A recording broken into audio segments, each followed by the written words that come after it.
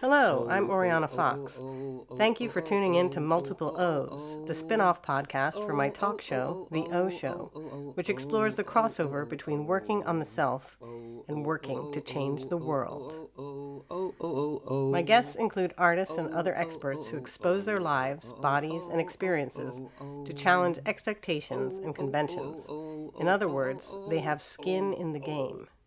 So if you're interested in candid confessions, nonconformity, creativity, and mental health, you've come to the right place.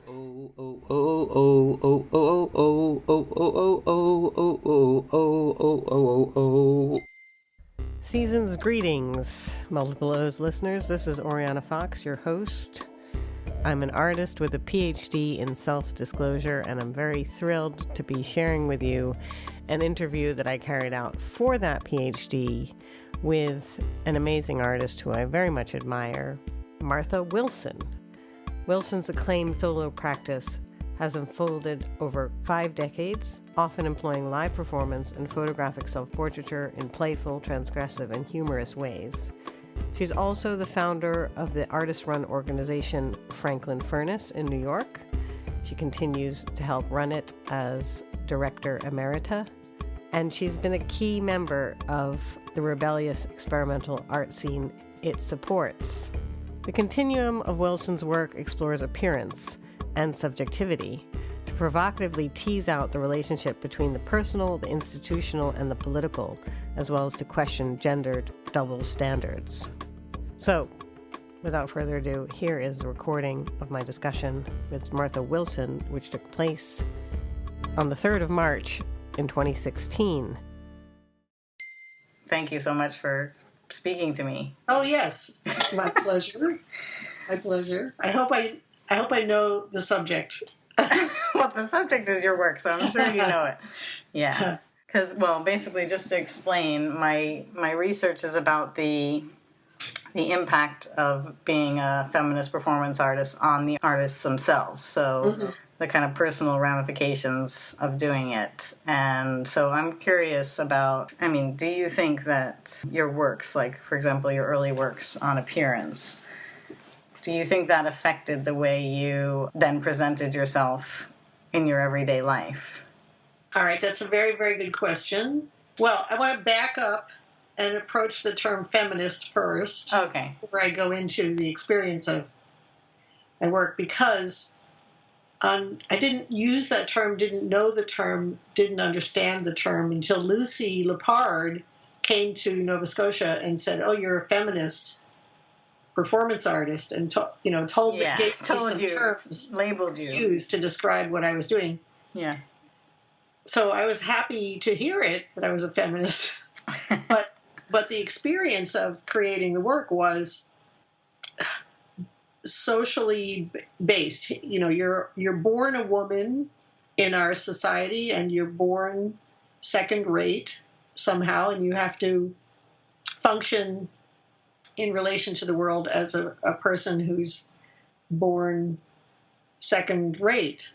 Yeah. So the work was coming out of the absurd condition of being a woman, and also the relationship that I had personally to conceptual art, having been an English lit major and reading volumes and volumes of books, and then discovering that the visual art world was making art out of words. I thought, oh my God, this is incredible.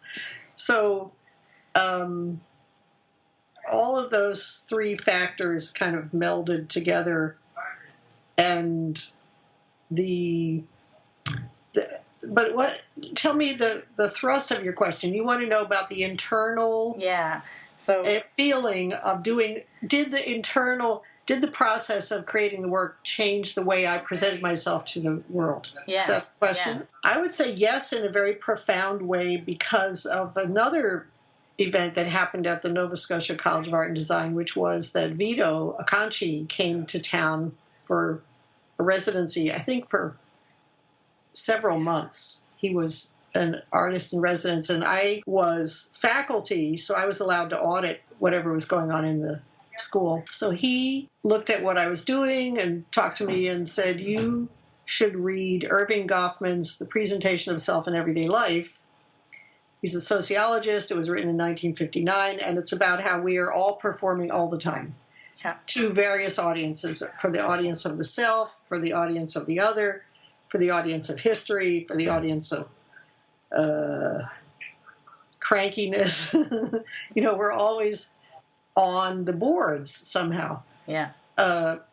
So the idea that I could manipulate appearance and behavior as an art medium arose in the course of these discussions at the Nova Scotia College of Art and Design. Because I was thinking about the, your seminal piece, I make up the image of my perfection and deformity. So you have these instances where you put on your makeup to look your best, or to look, or by society's standards, and then to look your worst by society's standards. So I'm wondering, did you ever think about a third way or another way? It was important to be brutally honest. I felt I shouldn't be knocking the corners off of the idea. I should do the idea all the way and look as ugly as I possibly could, for example. I think that being brutally honest part comes from child abuse and sexual abuse, and not therefore knowing where the regular lines of social behavior are supposed to fall, which is a terrible thing. I think child molesters should be shot. I mean, I really think that that's a horrible, horrible thing. On the other hand of that, it gave me this commitment or feeling that being brutally honest was my job on the planet, and that's all I can do. So it turned out to be a good thing, and in my book, I wrote it into a good thing. I turned it into a good thing, and in my book, I thank my father. Thank you, Dad, for. In this book, do you mean this one? Yeah. Okay, I saw that bit. Where the lines are. Yeah. That's. It turned out to be well, as you just said, I made it into something that worked for me. Yeah. Yeah. So, because when I look at you, your look is very, unique, and it's definitely not. I think that's what I mean by the third way, this third way of it's not. Oh. Yeah. Now that I'm an old lady. How long have you had that look, and how long have you kind of? Well, I think that's a valid point. When I was a younger person, I think I wanted to fit in and disappear and not be outrageous or something. And then I heard my mother talk to my hockey coach and use the word pleasant. I think she said Martha's a very pleasant person, and I reared up and thought, fuck no, I'm not going to be pleasant. That is not what I want to do. Thank God I overheard her, too. So I didn't know yet what I wanted to do, but around that time I heard Yoko Ono's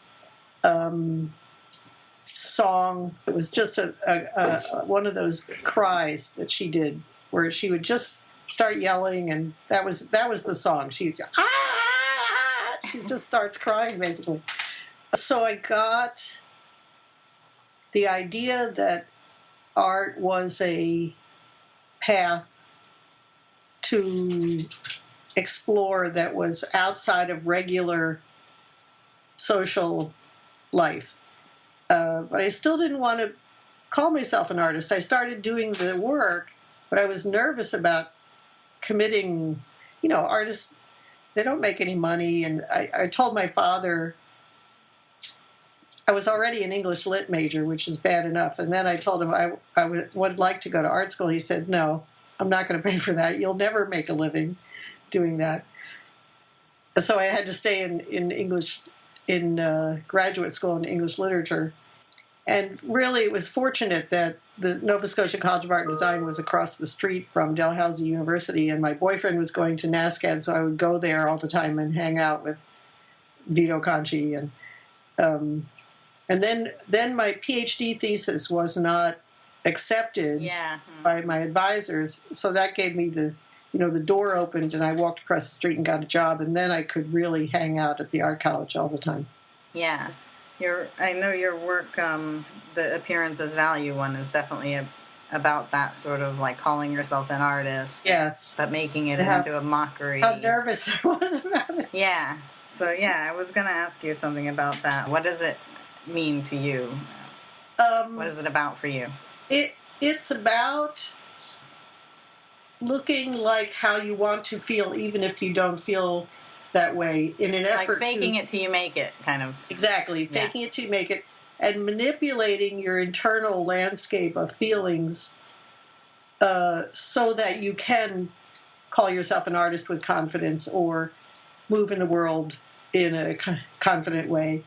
1973, Jackie Apple and I did a piece at the...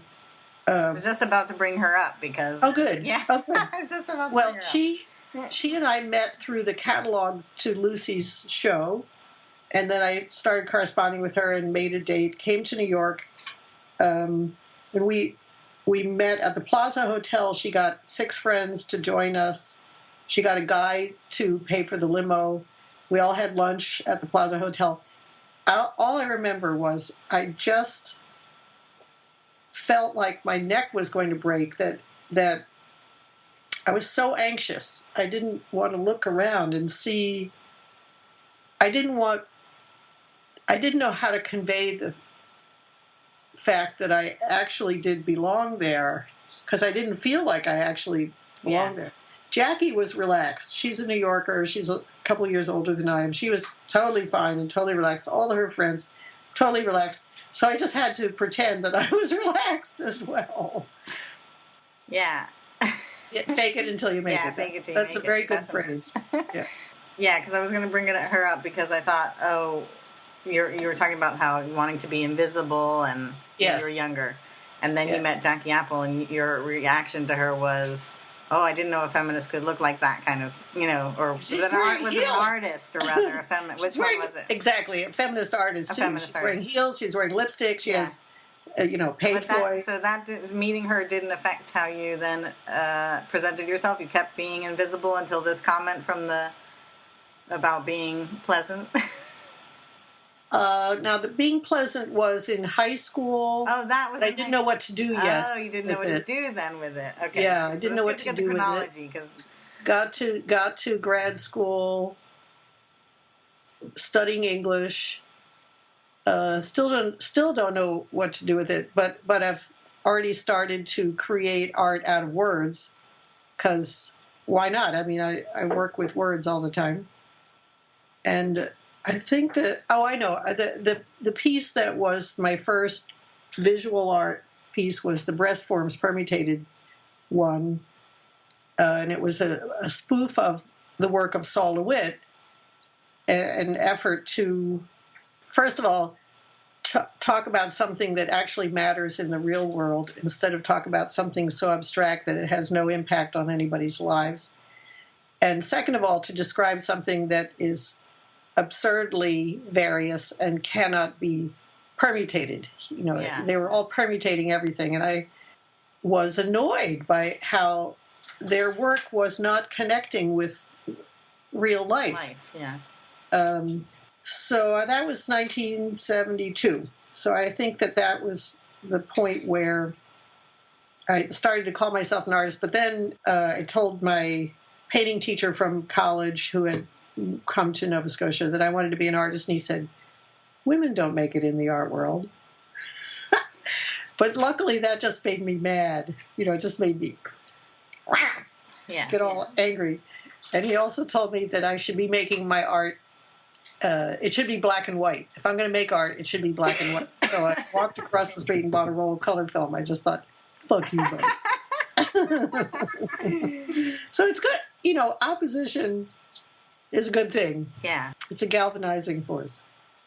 Yeah. Yeah. So the question in general is, does the stuff you do in your artistic practice have an impact on your life? Yeah. And so I was thinking, I was going down the appearance route because of all the work about appearance. Right. How you look in beauty stuff. Yeah. Early work. So, and then the way you look now is so kind of, it's kind of nonconformist. So I was thinking, yes. Does that come from, is that like a third way? Well, okay. So I'll tell you the backstory of why I look nonconformist. Yeah. Tell me. So I did this early work and then moved to New York. Jackie and I go to OK Harris Gallery where, what's that guy's name who was running it? Ivan Karp. We made an appointment with Ivan Karp, show him our work. We show him our work. And he says, "Why are you showing me this work? This work is terrible. I would never show this work." He started yelling. And it was so traumatic to me that, it was like year one. I'm in New York and Jackie's taking me around and introducing me to the art world. But this was so horrible. I just put all the stuff that I did in Halifax under my bed. Oh. That was it. And started Franklin Furnace and formed a band and started doing political satire. And, I was working in the art world. I just wasn't making any physical stuff. Yeah. And then a couple of works had been shown at Guildhall Museum in a Personal is Political, I think was the name of the show. And Mitchell August saw it and said, "Do you have more stuff under your bed?" And I said, "Actually, I do." So I put it all on top of the bed, and he came and he said, "Okay, I want to show this, and this. Basically everything." So he showed my work in 2008 from 1971 to 74, from those early years in Halifax. Then I asked him if I could have another show one of these days, and he said, "Oh, absolutely, no problem." But he got a new partner, he got a new space, and when I asked him for dates, he went like that.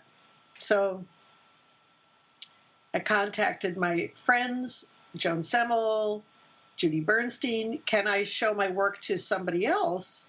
And they said, "Absolutely. You don't have a written contract. There's nothing that prevents you from reaching out to other dealers." So Wendy Alsop of PPOW had bought I Make Up the Image of My Perfection, I Make Up the Image of My Deformity. I wrote her an email, and she came and saw the new stuff that I was proposing to do, and invited me to join PPOW and said, I don't know why we didn't ask you before. Which is so nice.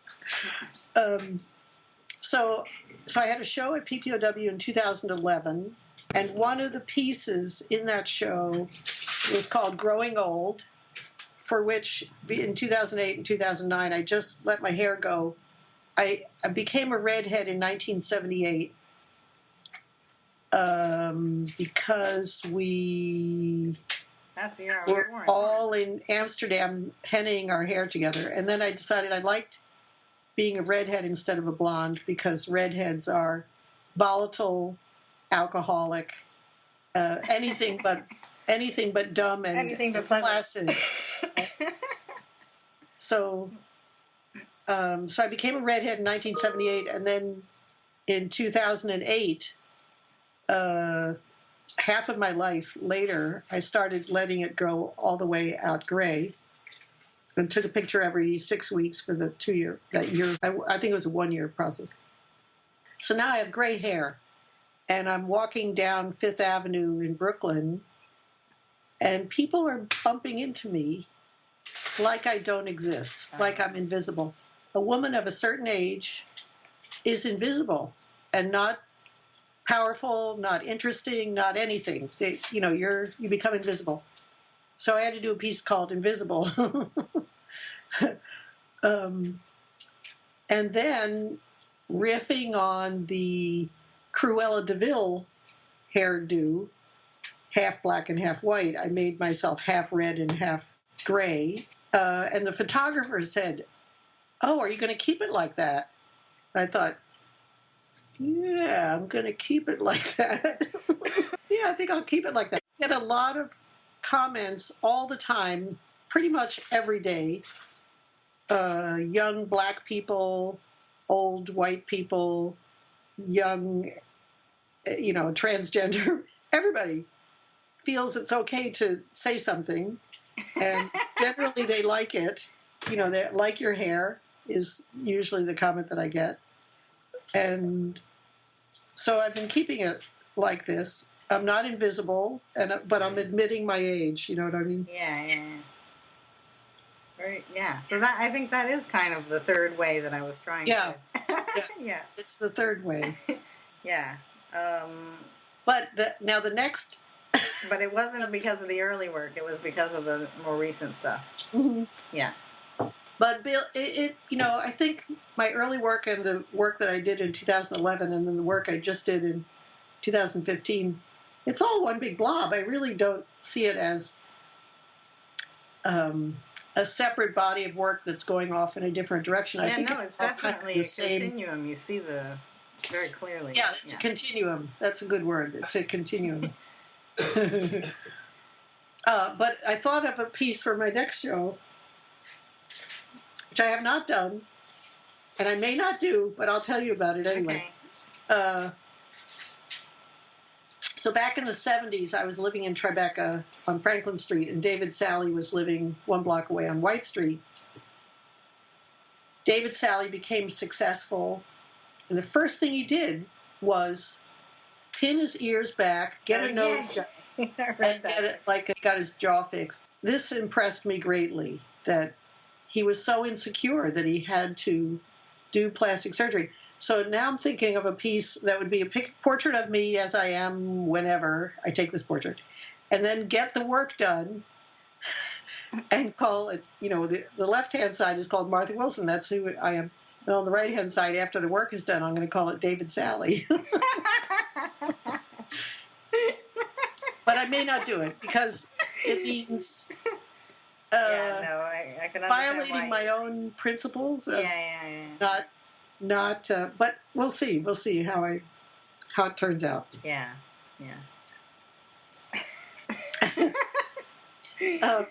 My boyfriend feels it would be.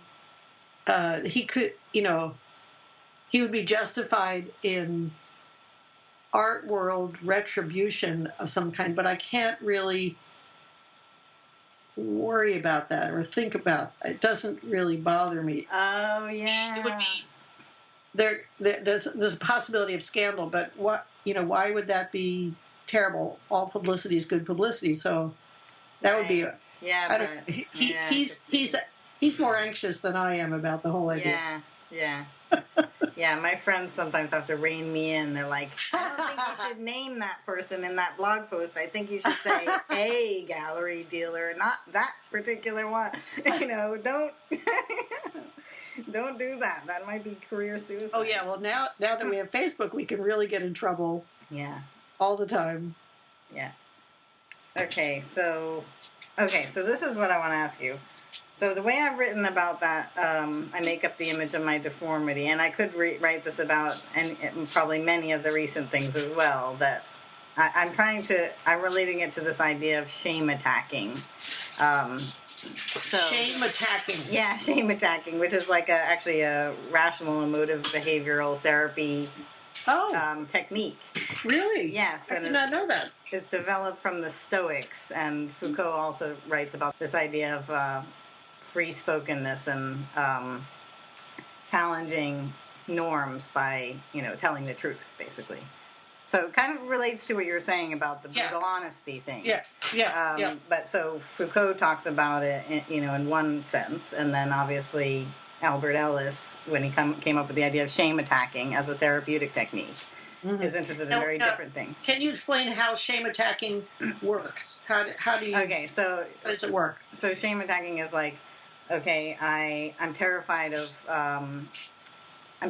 rejection, and so a perfect example is like Albert Ellis himself was worried about being rejected by women, so he went out and gave himself a shame attacking exercise if he had to ask 100 women for a date.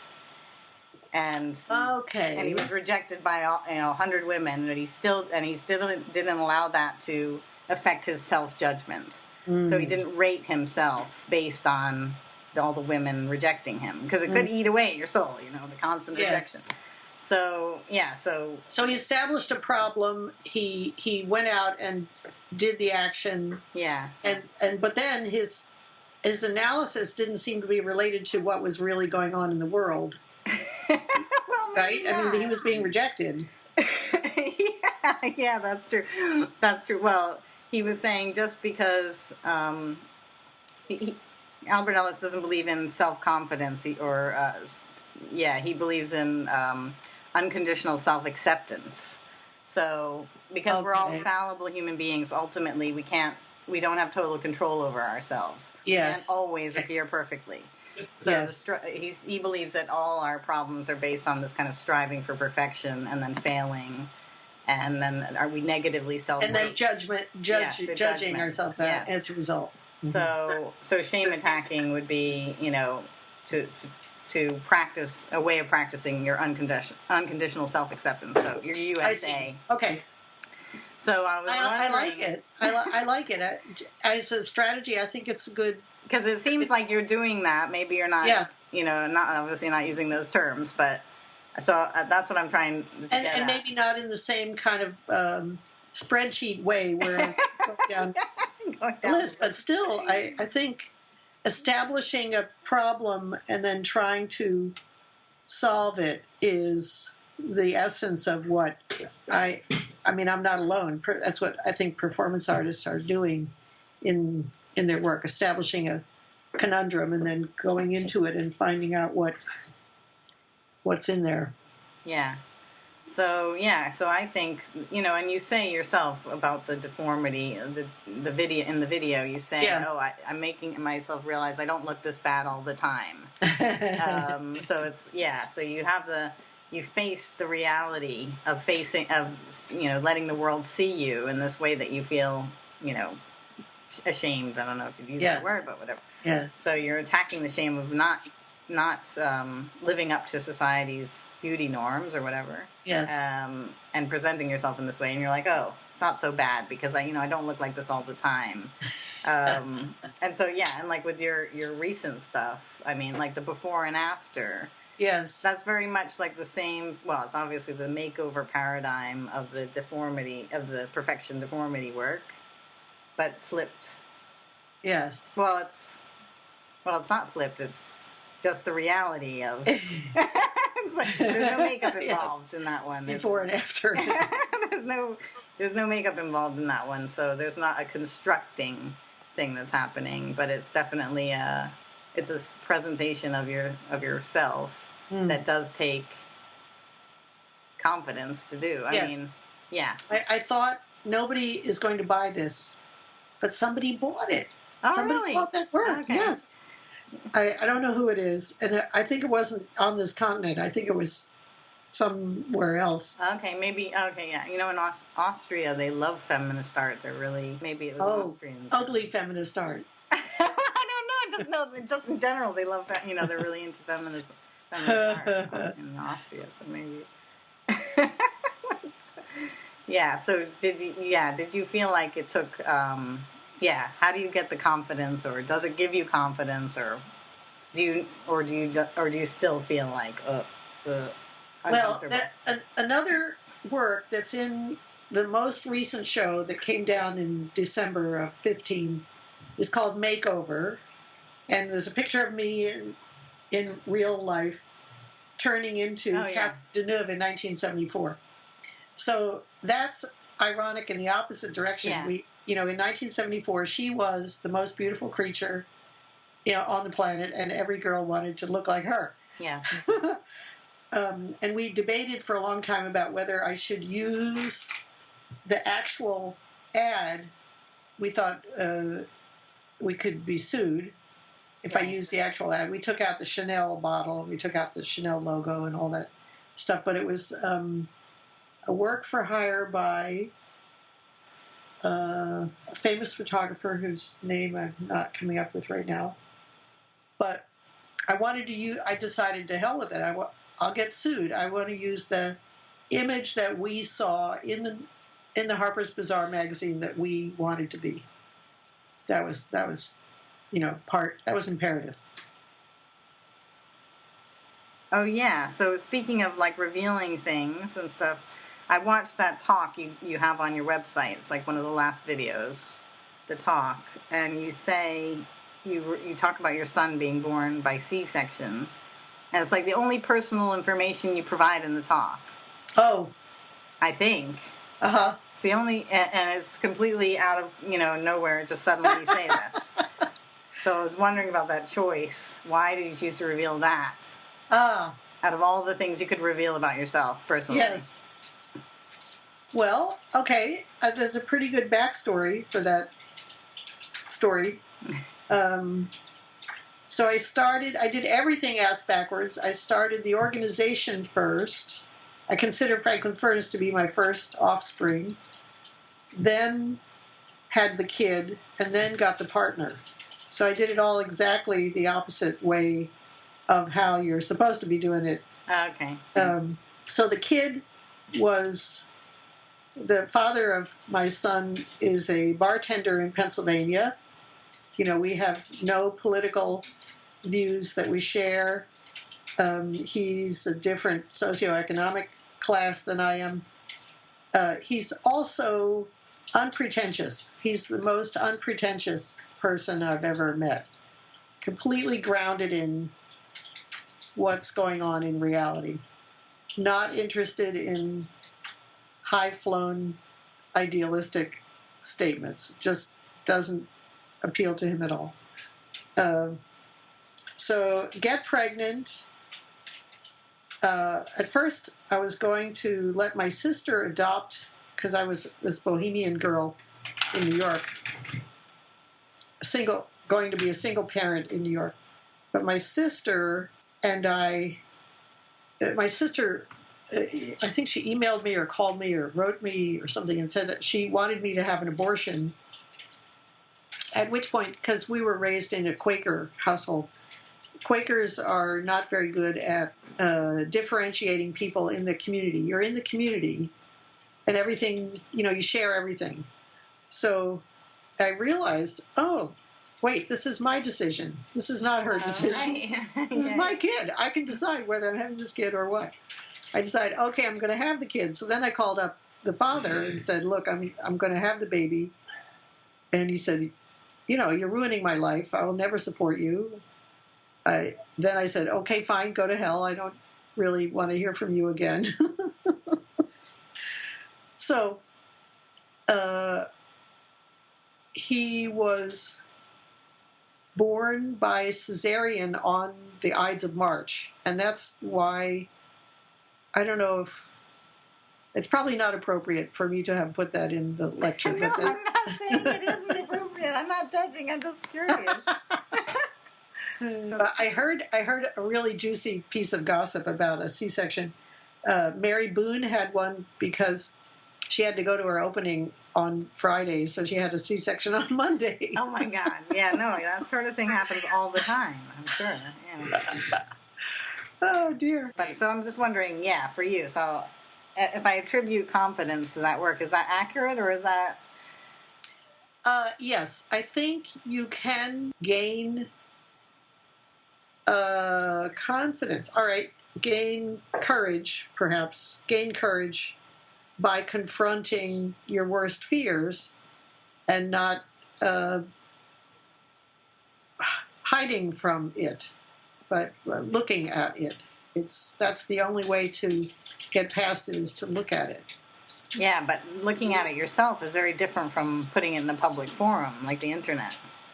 Or in a gallery, like or anywhere, and publishing books. And people come up to me all the time and say, "I admire your work," and I think that what they're saying is, "You have a lot of nerve putting those out there." Yeah. But they admire it. They think that's it takes guts. It's brave. Yes. Yeah. So to put your worst fears out there is can work out to be freeing and liberating. So you do that. You are going with that. You don't. Yes. You haven't looked. You haven't edited out something that because you just couldn't bear it in public. No. Because you have the principal showed my issue with ass the in David. the panda piece.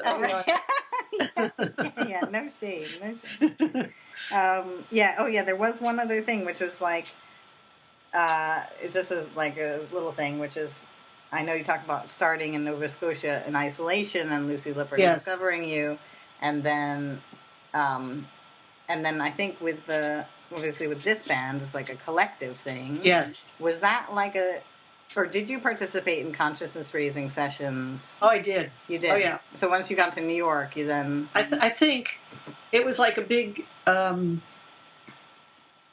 sea of feminist practice here.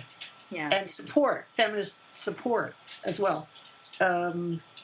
Judy Siegel took me under her wing, took me to National Organization of Women consciousness raising groups, and I decided I didn't like them so much. And then we tried an Art World group, and I stuck with the Art World group. So feminists were helping other feminists. It wasn't at all what I expected it to be. I expected, for some reason, based on my experience at the Nova Scotia College of Art and Design, where women were in competition, and women and men were in competition for this prize of making it in the art world, they were undermining and biting and, trying to hurt each other. In New York, I expected the women to take me apart like a piece of meat, and it was the total opposite. It was all about support and all about listening and about coming to terms with your grew out of that same kind of that sentiment? Did this band come out of that sentiment, or in a way it did. I was sick of being alone and only hearing myself. I wanted to hear other people, and so collaboration is the way you get to know them very, very well, and after a while you can understand there are different ways to approach any problem that you may have. Yeah. All right. So I think that's everything. Thank you so much. Thank you again for you. finding me and interviewing me. Take care. You too. Thank you for listening to my interview with Marcel Wilson. I'm thrilled to announce that I will be doing a follow-up interview with her because I have many questions still to ask about recent and past work. And so that's something to look forward to in the coming months, possibly spring 2025. Next time on Multiple O's. But next time on Multiple O's, I will share an interview I carried out with none other than Robin Deacon, who himself is a Franklin Furnace alumni, but perhaps better known to you as the current director of SPIL, the International Festival of Performance that is located in Ipswich in the UK. And importantly to this podcast and its themes, he is very candidly self-exposing in his work, but also remains enigmatic and deflects any easy assumptions about who he is and what makes him tick. So to find out how he manages to do that, please subscribe to the podcast and you'll be notified as soon as it drops. Until then, I hope you'll accept yourselves, your lives, and other people, because we're all just fallible human beings. Bye-bye.